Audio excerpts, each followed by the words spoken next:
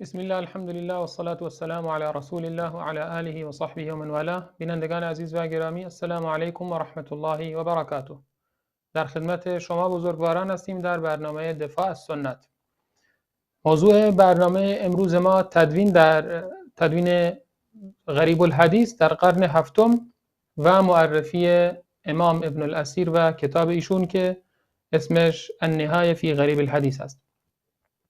در مورد خود امام ابن الاثیر ما یک برنامه دیگه در مورد ایشون صحبت کردیم، در مورد زندگانی ایشون و طلب علمشون و جایگاه ایشون نزد علما صحبت کردیم و امروز هم به صورت مختصر من خدمتتون عرض میکنم که ایشون اسمشون امام مجد الدین ابو السعادات این کنیشونه و مجد الدین لقبشونه. مبارک اسم خودشون هست، مبارک فرزند محمد که اهل جزیره ابن عمر بودند. ایشون در سال 544 هجری قمری در جزیره ابن عمر متولد میشه که جزیره ابن عمر الان در کشور ترکیه هست که بهش گفته میشه الان جیزره بهش میگن ترکا. و در سال 606 در شهر موصل وفات کرده.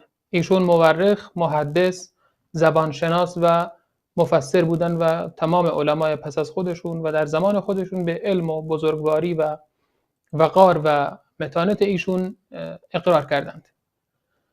الان ما همونطور که در هفته گذشتم در مورد غریب الحدیث صحبت کردیم، یعنی الفاظی که برای خواننده غریب هست چون خواننده اون در اون عصر نبوت زندگی نکرده و این کلمات براش غریب هست. این علما اومدن این الفاظ رو شرح دادند، ریشه یابی کردند و برای ما حدیث لفظ رو، کلمه رو شرح کردن که ما بتونیم به آسانی مطلب حدیث رو بفهمیم. هر کسی غریب الحدیث رو نفهمه قطعا نمیتونه قرآن تفسیر بکنه و نمیتونه احادیث پیامبر اکرم صلی الله علیه و سلم رو هم اونطوری که باید و شاید هست بفهمه. من یک نمونه در مورد غریب الحدیث ذکر میکنم. در یکی از احادیث هست پیامبر اکرم صلی الله علیه و سلم میفرماید، در مورد نشانه های قیامت صحبت میکنه، میفرماید که زمانی خواهد اومد که فتنه احلاس به وجود خواهد اومد. شخصی این احلاس رو ترجمه کرده بود چون اون به اون پارچه گفته میشه که زیر پالان شتر گذاشته میشه. اون هم ترجمه کرده بود فتنه پارچه زیر پالان شتر. این ترجمه تحت اللفظی است چون ایشون زبون حدیث رو نمیفهمید، زبون عصر پیامبر صلی الله علیه و سلم رو نمیفهمید، این گونه ترجمه کرده بود که برای من فرستاد، گفت چجوریه این ترجمه؟ گفتم همچین چیزی من تو عمرم نشنیدم.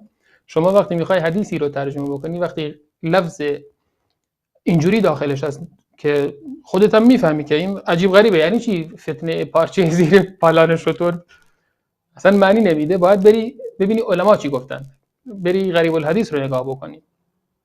و وقتی نگاه کردیم منظور این است که چطور اون پارچه به شتر نزدیک است و چسبیده و دور نمیشه از شتر، این فتنه هم همینجوری به انسان ها میچسبه و ازش دور نمیشه. یعنی فتنه ای هست که دوام زیادی داره، مدت زیادی در میان مردم خواهد موند.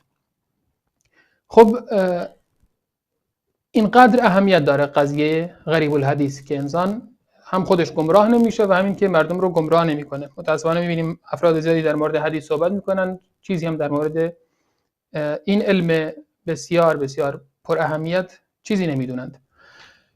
در خدمت جناب دکتر عبدالحمید عالی هستیم که بیشتر در این مورد برای ما صحبت بکنه و این کتاب پربار و پرمنفعت رو برای ما معرفی بکنند. جناب دکتر السلام علیکم و رحمت الله، خیلی خوش اومدین به برنامه. و علیکم السلام و رحمت الله. در خدمت شما هستیم و معرفی این کتاب واقعا پرعظمت.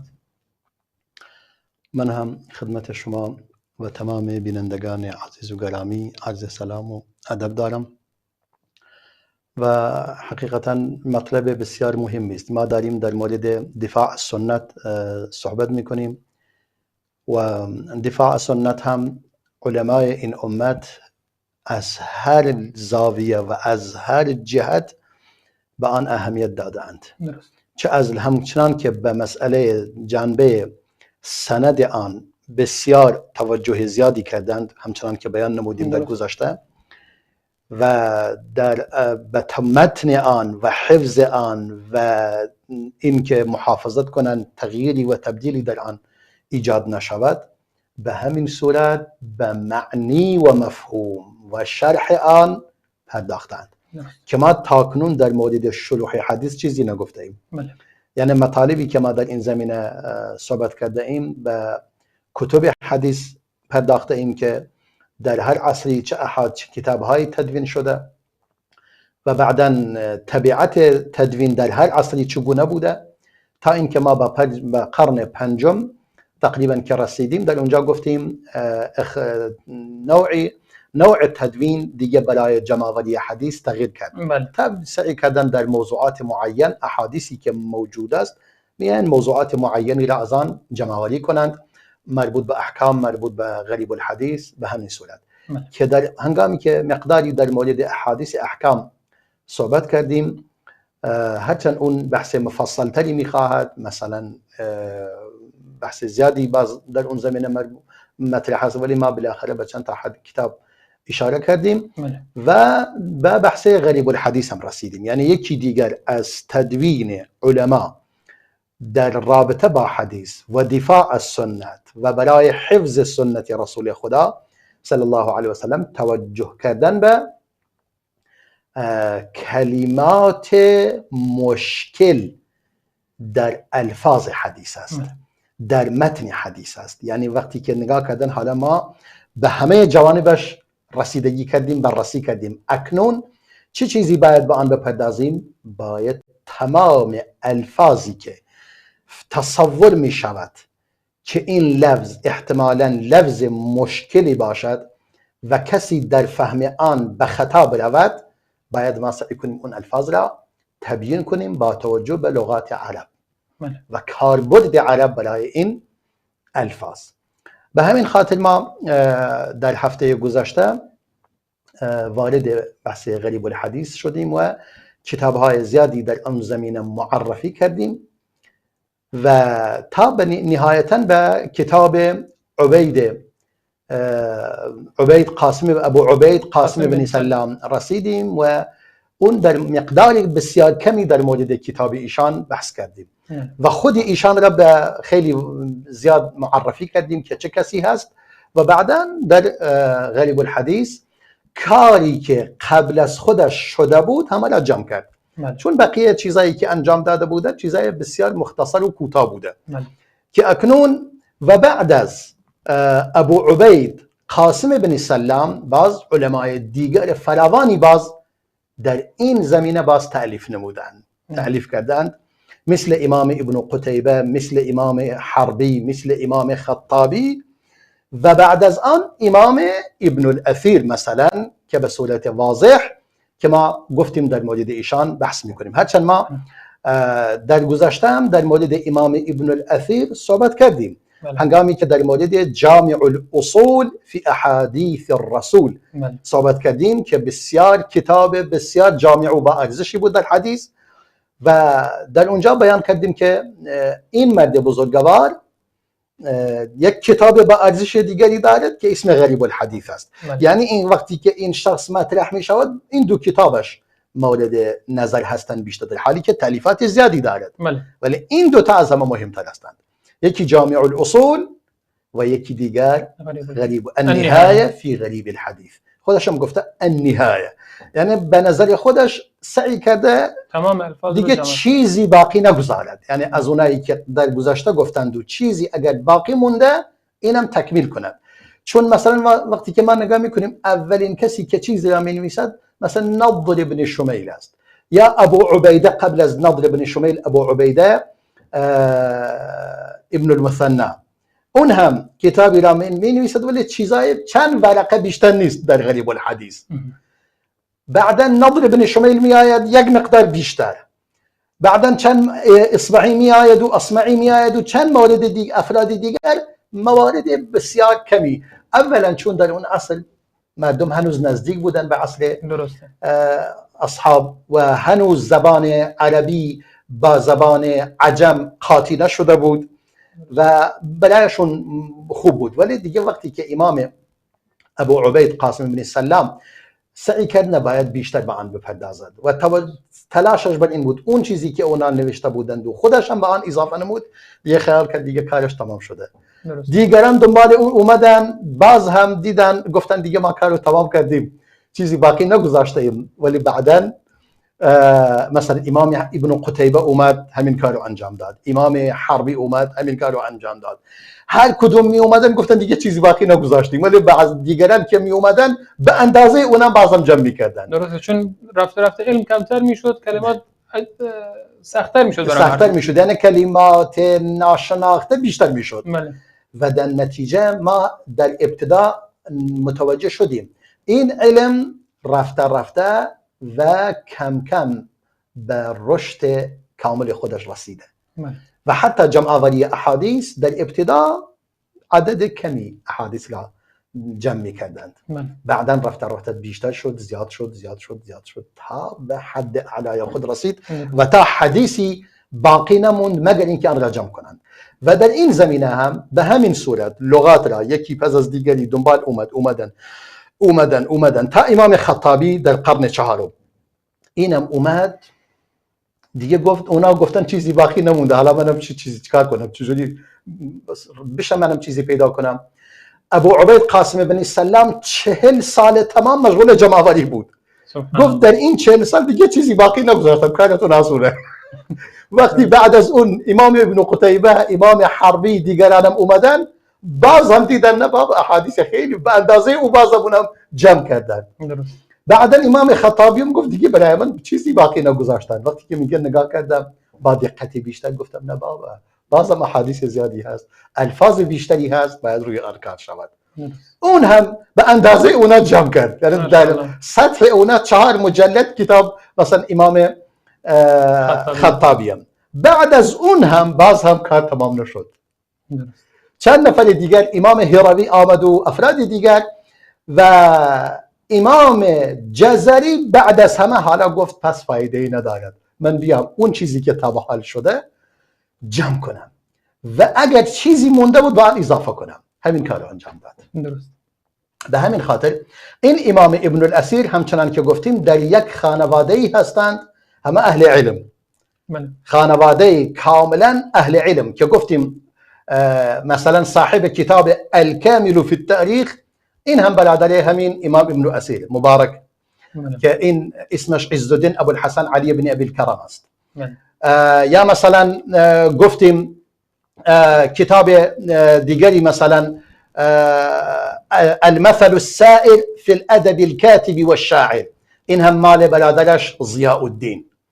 یعنی اینم در 4 مجلد این کتاب چاپ شده و بسیاری از اینها. یعنی این یک خانواده ای هستند اهل علم و فضل، هر کدوم کتابشون در باب خود بی‌نظیر است. ماشاءالله. یعنی الکامل فی التاریخ دیگه مثلش در بعد، یعنی تقریبا بعد از خودش کتاب مثل اون نمیشه یافت کرد، اینقدر مرجع همه شده است. و کتاب اینم در بحث ادب، در مورد ادب و علم نحو اینا، این کتاب المثل السائر فی الادب الكاتب والشاعر هم در باب خود دیگه در واقع نظیری ندارد. حالا ما به وقت آن رسیده که در مورد خود کتاب امام ابن الاثیر صحبت کنیم که این کتاب را چگونه تألیف نموده و بر اساس چه بوده. امام ابن الاثیر کتاب را بر اساس ترتیب دقیق، یعنی حروف معجم، حروف الف با، بر اساس حروف الف با کتاب را تنظیم نموده و اون کلمه‌ای که مثلا اون کلماتی که به همدیگر نزدیک هستند از نظر صرفی و از نظر لفظ اونا را کنار هم جمع می‌کند و در مورد آنها صحبت می‌کند و احادیثی مثلا حداقل برای هر کدوم یک حدیث یا 2 حدیث ذکر می‌کند. یک قرار نیست هر چی حدیث در اون زمینه هست بیاورد. هدف این است که بگوید این لفظ در حدیث وجود دارد و سعی کرده الفاظ فقط حدیث کنه، اون الفاظ مشکلی که تنها در حدیث وجود دارد جمع آوری کند. این کارو انجام داده و کتابش علم زیادی در آن در واقع جمع آوری کرده. مثلا شخصی که کتابی را می نویسد ابو احمد محمد بن عبد الرحمن باشانی هروی متوفای قرن 401 که یکی از معاصرین امام خطابی میشه. قرن پنجم. بله، امام دیگه ابتدای قرن پنجم میشه.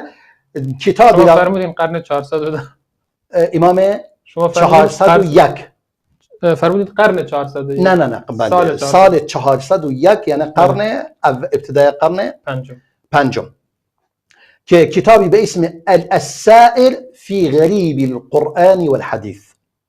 این کتاب را نوشته بود معاصر امام خطابی. امام خطابی هم که کتاب غریب را نوشته بود، غریب الحدیث. امام خطابی هم و امام ابن الاثیر می آید این کتاب غریب القرآن والحدیث را می گیرد، فقط الفاظ حدیثش را جمع‌آوری می کند.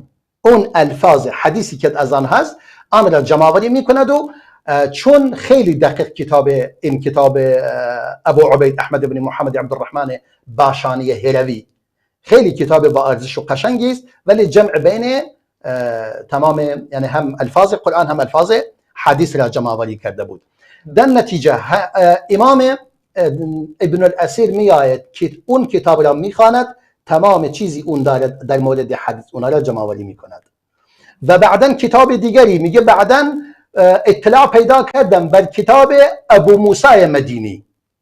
ابو موسی مدینی هم آمده گفته ببینم هروی چه چیزی را بجا گذاشته، منم مال هروی را تکمیل کنم. آن را به عنوان یک مکمل و تکمیل کننده برای کتاب هروی می نویسد، متممی بر آن.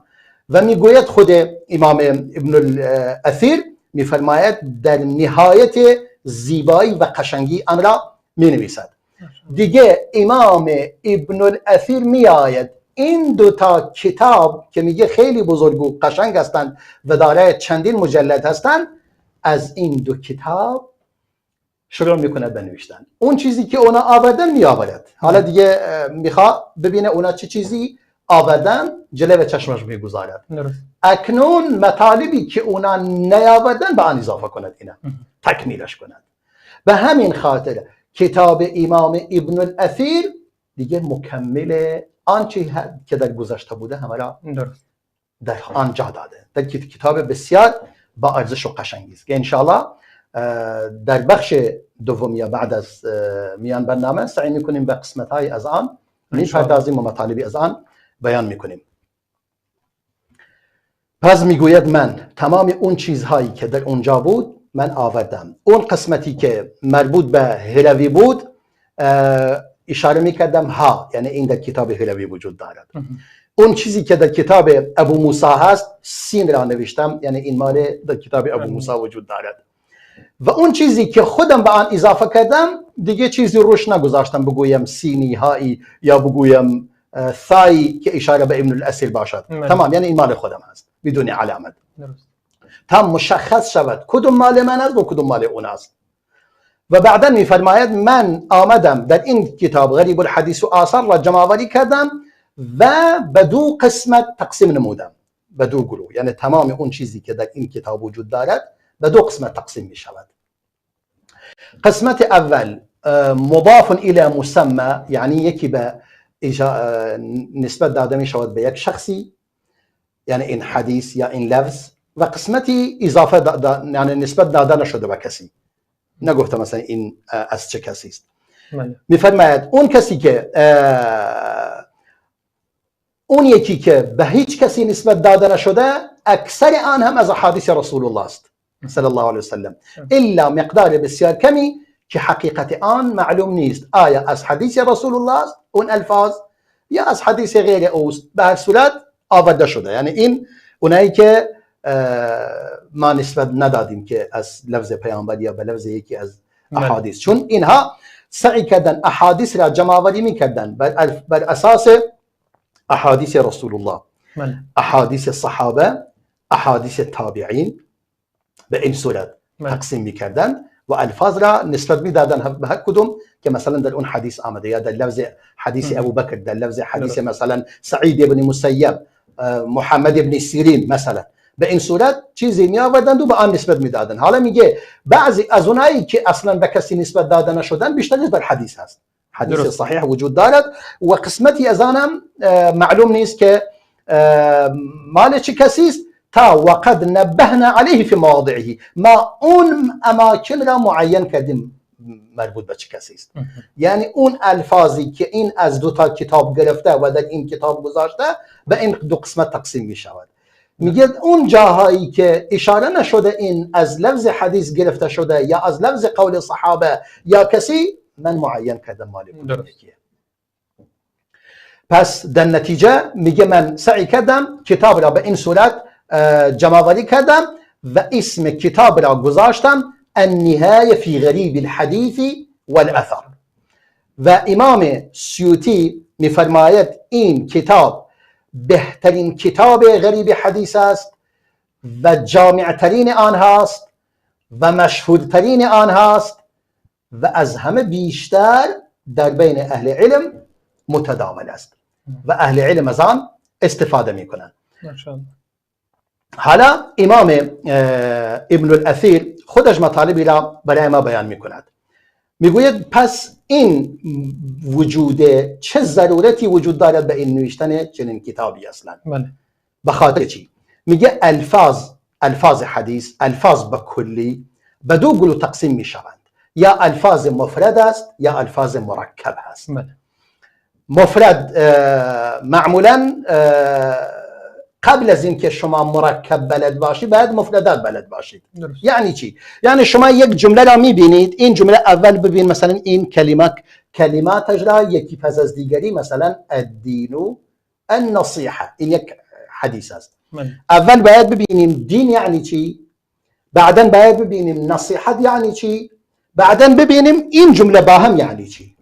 مثلا این آقایی پیدا شده گویا کسی مثلا یک انسان بسیار جاهلی بدون اینکه اسمش رو بیاریم، اسمش رو نیاریم مشکلی نیست، مثلا سوال میکند میگه به علما بعضی از داعیان دین و دعوتگران مثلا محمد رسول الله یعنی چی؟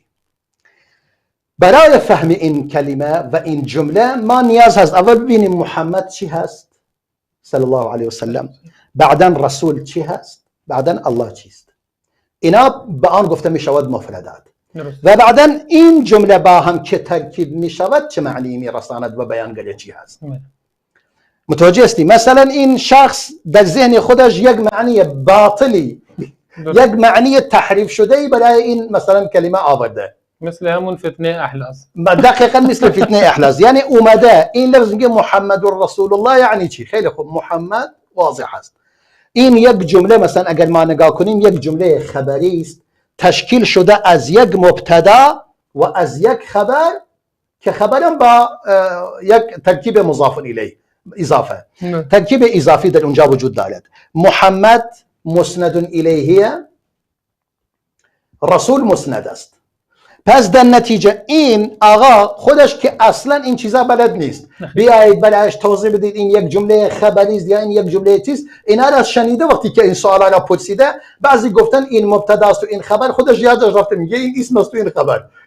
میدونم محمد اسم است و اون خبر است، در حالی که نمیدونه اسم و خبر اصلا یعنی چی، مبتدا و خبر یعنی چی، هیچی نمیدونه. پس امام ابن الاثیر میفرماید یکی از این مسائل اول ببینی مثلا این مفردات چه معنی دارد. مثلا محمد از نظر لغت چی هست؟ از ریشه حمد گرفته شده.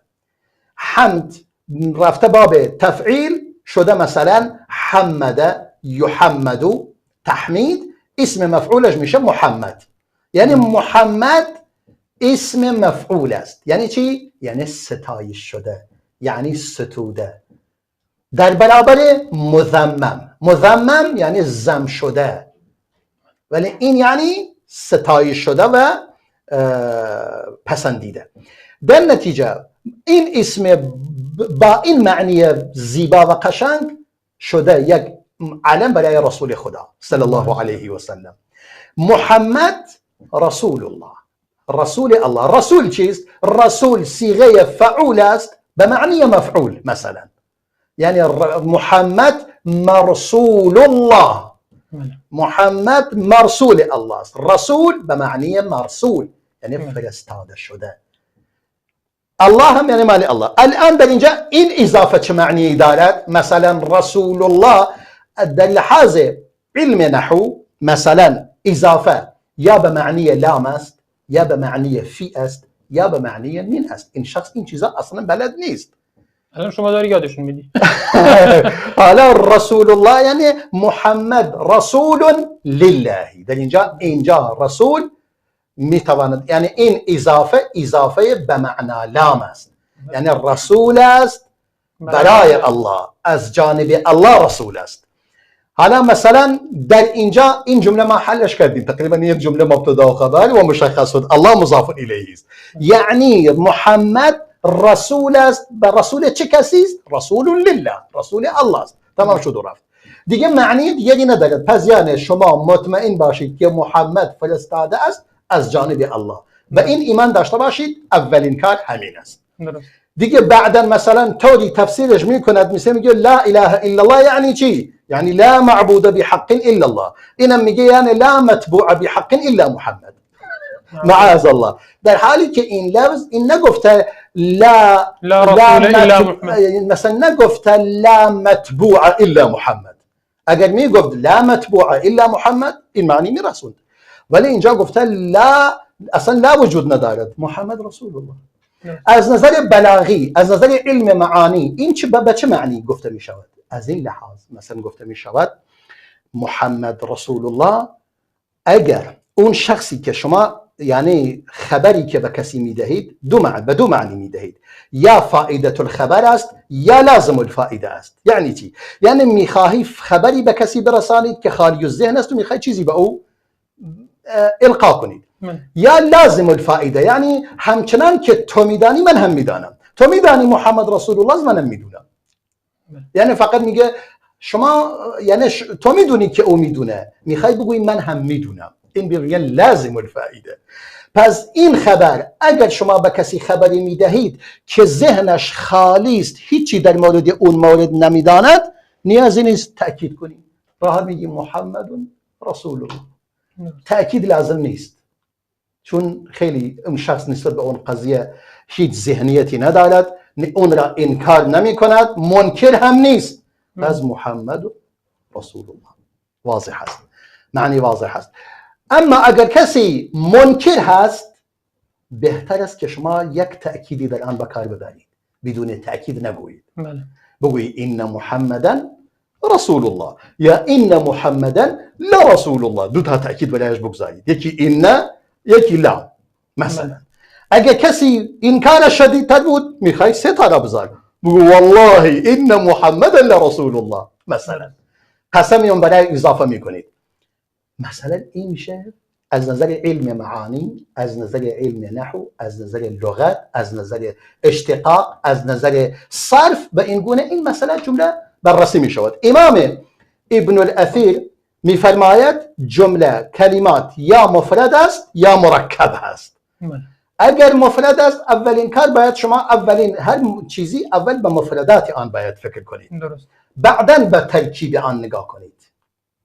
در اینجا بعداً میگید الفاظ مفرد به دو گروه تقسیم می شوند، یا یک الفاظ عمومی است همه میدونند، یعنی همه عرب ها راحت معنیش رو میفهمند، بلد هستند، یا این که این معنی ویژه است، خاص، همه بلد نیستند.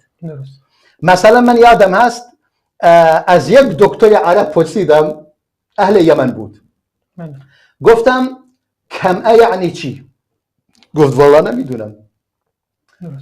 کمعه یعنی قارچ. رسول الله میفرماید الکمعه شفاء للعین، مثلا قارچ شفاست برای الکمعه من المن و ماؤها شفاء للعین. این هم هست، به این لفظم اومده که کمعه جزء من هست و من هم و کمعه آبش برای چشم شفاست. خیلی خوب، پرسیدم گفتم پس شما چی میگویید؟ میگم ما میگیم بهش مثلا فطره. اون فطره به هیچ چیزی، یعنی مثل اینکه یک چیزی برآمده ای که درست شده باشه معنی دارد، ولی کمعه مثلا برایش نشنیده بود، اصلا ناشناخته بود. دکتر بود، دکترا داشت در علم، مثلا در قرائت و اینها، خودش هم عرب بود. مثلا در اینجا این میگوید امام ابن سیر مفردات هم یا معنی عامی دارد یا معنی خاصی. معنی عامش همه بلد هستند، چیز راحتیه. مع اونایی که خاص و ویژه هستند، الفاظی هستند که همه مردم آن را نمیدانند. پس این الفاظ ویژه کسی به آن اطلاع پیدا نمی کند مگر کسی که آگاهی خوبی نسبت به آن داشته باشد. پس برای شناخت الفاظ دقت کنیم. یعنی کسانی مثلا این آقا که در مورد زوج داشتیم صحبت میکردیم میگوید تفسیر لازم نیست، نباید تفسیر کنید، نه حدیث نه قرآن تفسیر ندارد. پس چیکار کنیم؟ اگر بدون علم مگر میشه ما هیچ کاری نکنیم؟ پس چجوری این معانی را باید تبیین کنیم تا مردم بفهمند؟ خیلی مسائل هست که اگر ازش سوال کنی هیچی بلد نیست از آن. مثلا به عنوان مثال در اینجا امام ابن الاثیر میفرماید آقا هر لفظی که بخواهید در مورد آن صحبت کنید باید اول ذات آن لفظ را بلد باشید، بعدا صفات آن لفظ. درست. جناب دکتر یک میان برنامه بینیم بعدا از شما سوال بکنیم که منظور از ذات و صفات لفظ چی هست. بسیار خوب، مشکلی نیست. در خدمتتون خواهیم بود. پس از دیدن یک میان برنامه بینندگان عزیز با ما باشید. پس دیدن این میان برنامه. يا نسمة الصبح الآثير تكلمي واروي حديثا مفعما بتنعمي. يا نسمة الصبح الآثير تكلمي واروي حديثا مفعما بتنعمي. هبي علينا فالقلوب أجادب جودي بوحي عن نبي أعظم. هبي علينا فالقلوب أجادب جودي بوحي عن نبي أعظم. بث الهدى فوق الحياة وعطري روض النجاح واقبلي لمعلمي. قولي له إن الملائكة حوله تضع الجناح لطالب ومعلم. قولي لهم إن الحديث كجنة إن الحديث سقاؤه من زمزم. تنثال فيه سكينة من حولنا وتحفنا رحمات رب منعم. يا نسمة الصبح الآثير تكلمي واروي حديثا مفعما بتنعمي. يا نسمة الصبح الآثير تكلمي واروي حديثا مفعما بتنعمي. هبي علينا فالقلوب أجادب جودي بوحي عن نبي أعظم. هبي علينا فالقلوب أجادب جودي بوحي عن نبي أعظم. في حلقات التحديث نقرأ قصة أو نهتدي بخصال خير معلمي. يا تاليات دونكم سنن الهدى لا تنجرفن وراء داعي المأثم. كونوا هداة للبرية إنكم مثل الصحابة حولنا كالأنجم. خذنا الحديث بقوة وبهمة كالصالحين على صراط أقوم. وانشرنا بين الناس سنة أحمد بالسمت والتطبيق ليس تكلم.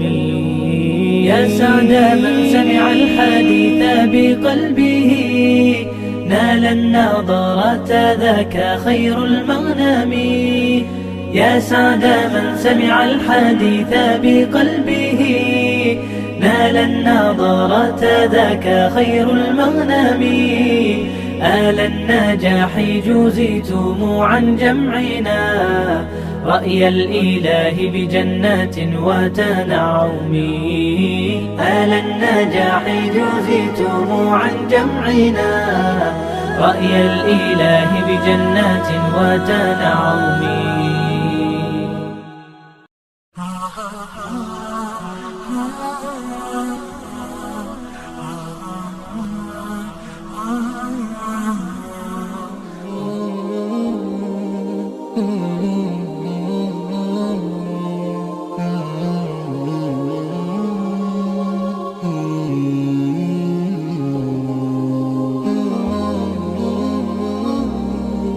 سلامی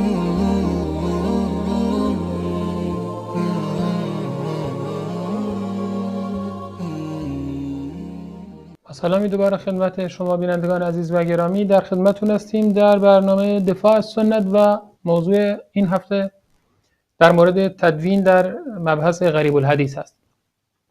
ما در بخش اول در مورد امام ابن الاثیر و کتاب ایشون و روال تألیف و تدوین این نوع از علم صحبت کردیم و جناب دکتر در مورد یک قضیه می‌خواستن صحبت کنن که من صحبت ایشون رو قطع کردم و میان برنامه رفتیم.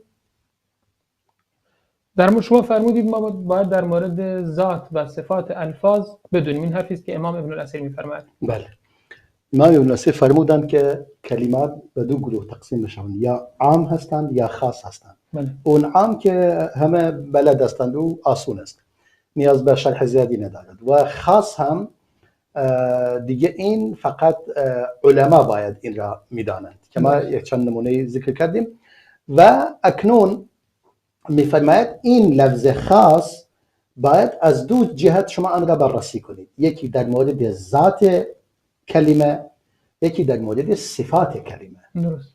یعنی ذات کلمه اول بدانید به چه وزنی است و بنایش چی هست، اسم است، فعل است، حرف است، و ریشه کلمه چی هست و وزن کلمه چی هست که این به لحاظ لغت و اشتقاق میدانید.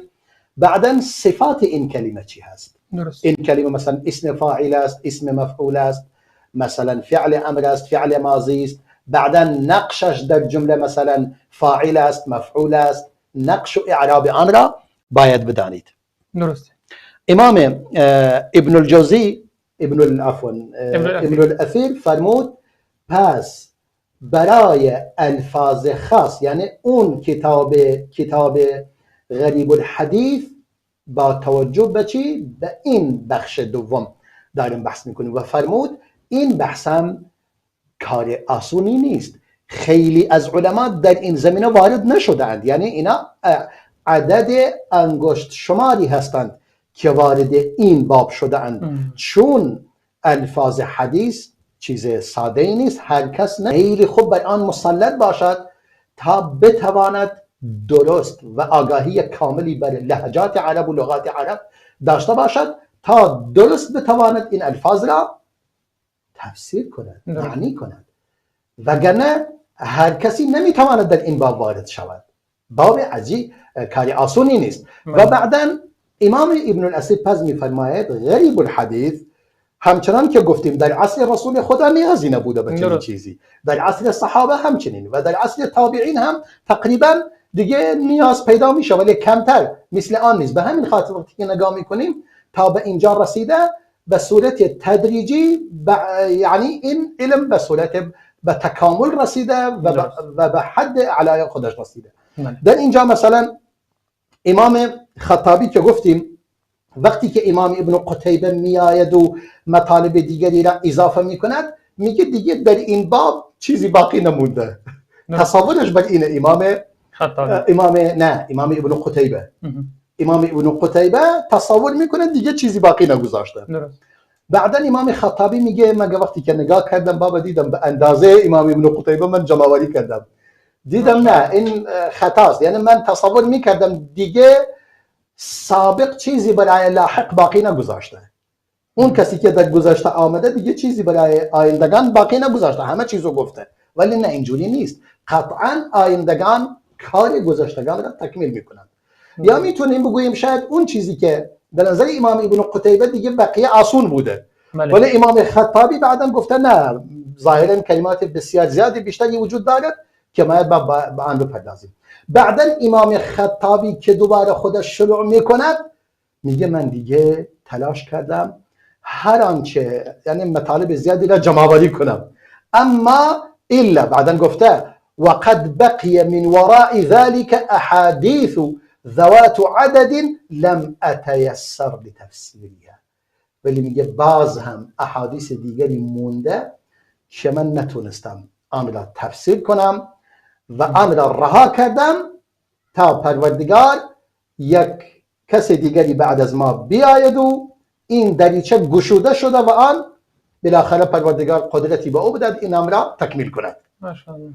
در اینجا امام ابن الاثیر میفرماید واقعا چیز زیبایی گفته، چون بعد از امام خطابی هم باز هم مونده که باید روش کار شود.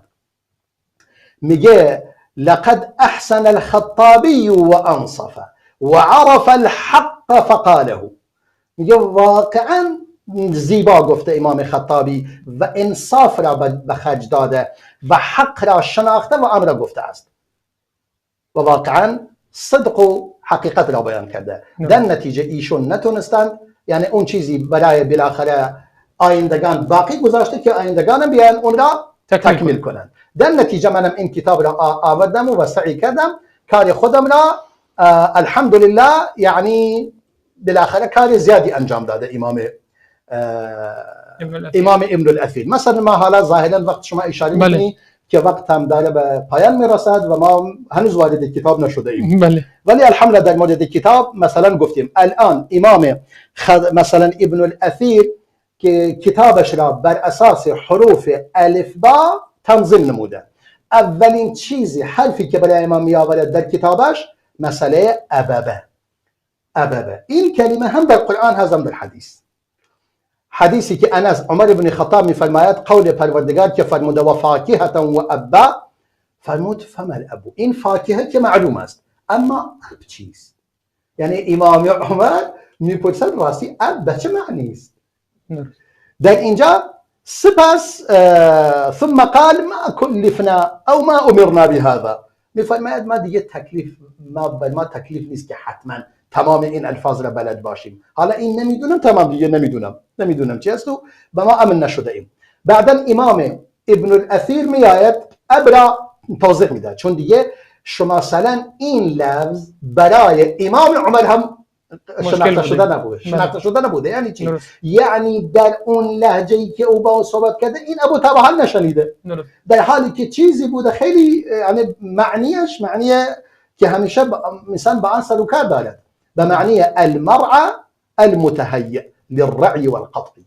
یعنی یک چراگاهی است که آماده چراغ برای چرای حیوانات که حیوانات در آن بچرند و آن را بخواهید مثلا قطع کنید و ببرید. مثلا این معنی اب است.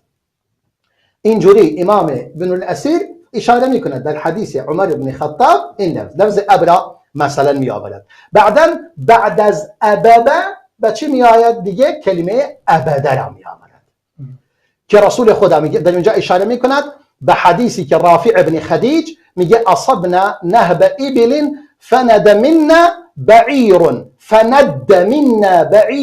فرماه رجل بسهم فحبسه فقال رسول الله صلى الله عليه وسلم إن لهذه الإبل أوابد كأوابد الوحش فإذا غلبكم منها شيء فافعلوا به هكذا. در اینجا کلمه ابده این لفظ اوابد مثلا در این حدیث معنی واضحی نیست. یعنی کسی که مثلا اطلاع خوبی نداشته باشه نمیدونه اوابد یعنی چی. منها اوابد که اوابد الوحشی. میفرماید یعنی ما سعی کردیم شترانی که غارت شده بودن ما آنها را پیدا کردیم. بعدا یکی از آن شتر گریخت، فرار کرد از دست ما. بعدا یک شخصی یک تیری به سمت آن شلیک کرد و آن را دیگه توقف کرد شتر. بعدا رسول الله فرمود صلی الله علیه و سلم این شتران در میان این شتران هم شترهایی هستند که مانند حیوانات وحشی میشوند. پس همچنان که شما برای حیوان وحشی هنگامی که میخواهید او را شکار کنید اجازه دارید که تیر به او شلیک کنید، به او تیر بزنید، به سویت پرتاب کنید، این هم اینجوریه میتوانید. حتی اگر به عنوان ذبح هم کافی است. حتی اگر شتری یا هر حیوان دیگری رمیده شد و از دست فرار کرد و مانند حیوان وحشی حاضر نبود که رام نشد که آن را بگیرید و به سوی آن تیر شلیک کردید و بسم الله گفتید، شرعاً دیگه اگر اونم کشته شد حلال است و انگار آن را ذبح کرده اید.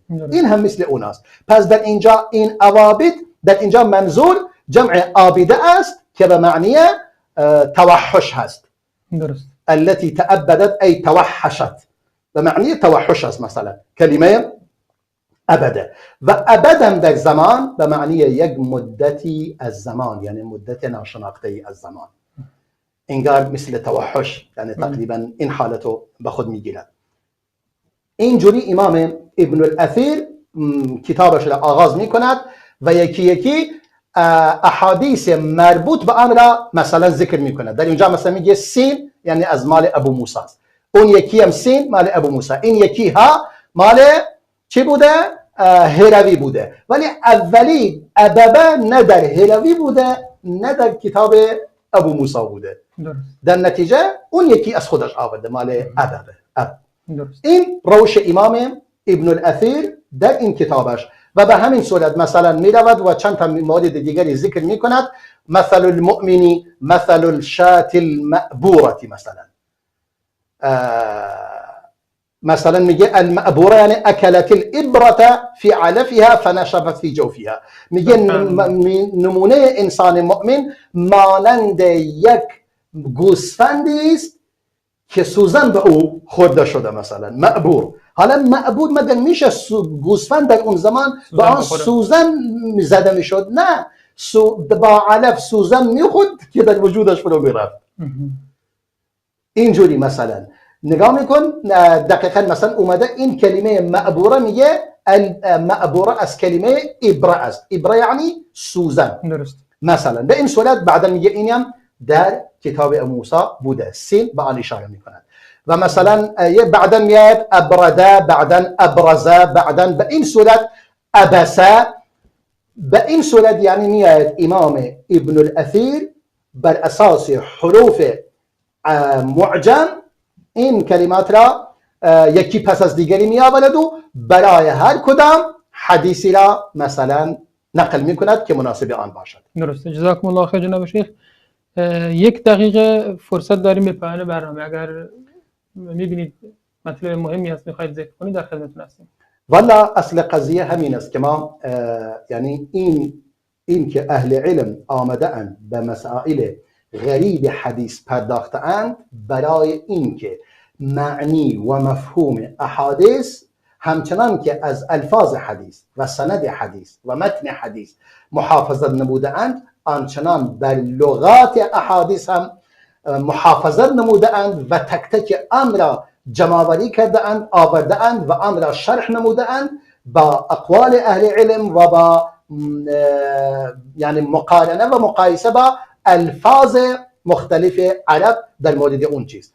بله اینجا وقت ما به پایان رسیده است و دیگه احساس میکنم کافی باشد. درسته. جزاکم الله خیر جناب دکتر. خیلی استفاده کردیم و امیدواریم که بینندگان عزیز هم تونسته باشن استفاده کافی رو از این مطلب ببرن. اگر کسانی دوست دارن الفاظ حدیث رو بشناسن به این کتاب باید حتما مراجعه بکنن. تا دیدار دیگر و برنامه دیگر شما بزرگواران رو به الله متعال می‌سپاریم. والسلام علیکم و رحمت الله و برکاته. جزاکم الله.